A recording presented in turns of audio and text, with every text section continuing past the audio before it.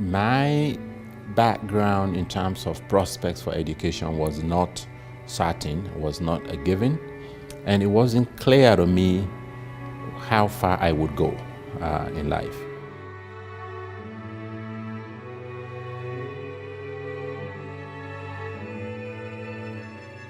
I come from a rather complex family of about 25 brothers and sisters. My father was a African chief that had control of a small village in Africa.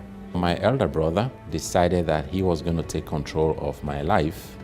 Myself and my twin brother took us out of the village. It was transformational because he knew that education was the only way out for us to be able to make a difference in our lives. So I took that opportunity very seriously, and as a result, I was very studious and was just focused and determined that I had to take advantage of his generosity and do the best I can for myself.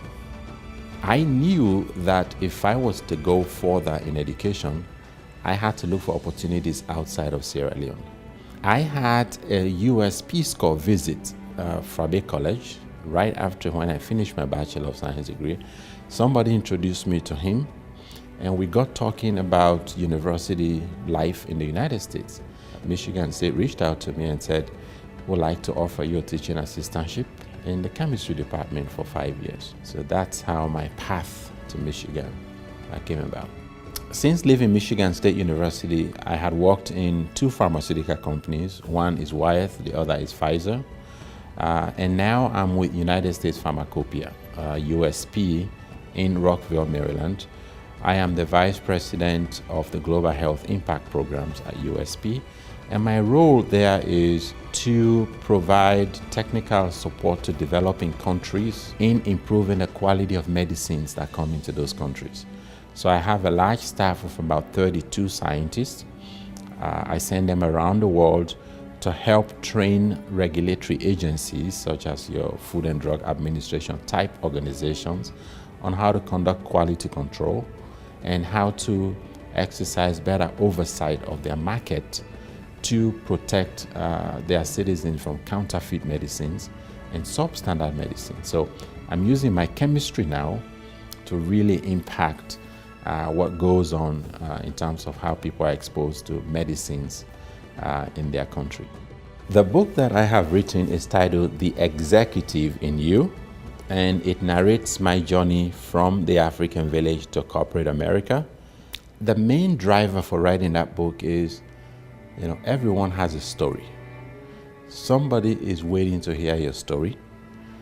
I am grateful for my story, and so I am hoping that through this book, I'll do 3 things. 1, that I'll be able to thank those who impacted my life in the proper way, because I did not have a straight path. Secondly, and more importantly, I want to inspire other people of similar humble backgrounds that their humble beginning does not determine the end of their journey. There's a lot more they can do, more than they believe that they can do. And then thirdly, I wanted to share some of the corporate and cultural adaptations I had to make in my climb in corporate America, the errors that I made, the things that made me succeed, so I can share those with others so they don't have to repeat some of the mistakes I made. The main challenge that I encountered, and this was a surprise to me, which is what I have been trying to talk to students here at Michigan State about, is that generally as you obtain an advanced degree like a PhD in chemistry, you are not trained for the business world. You are trained as a scientist. There is the need to bridge science and business, even in an advanced degree like chemistry, because ultimately, if you end up working for a business, the business drives whatever research you're going to be doing. And so you have to appreciate the fact that you are in an environment where you are influenced by the forces of the business world. So the better you can inform and expose students to that, the more ready they will be when they get into industry, and they are not surprised thinking that they are just scientists, they should do science. We don't live in an isolated world.